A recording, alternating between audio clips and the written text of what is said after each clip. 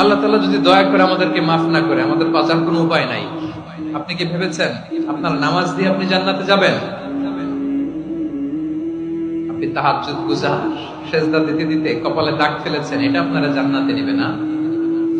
আপনি এলাকার সবচেয়ে বড় হাতেম তাই দানশীল, এই দানের ভরসায় বসে আছেন।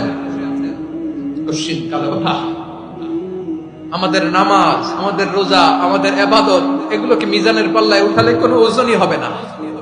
তবে আমাদের একটা কৌশল জানা আছে, আমরা আল্লাহর রহমতের ভিখারি। আমরা সেদিন আগেই গুনার স্বীকৃতি দিয়ে দেব।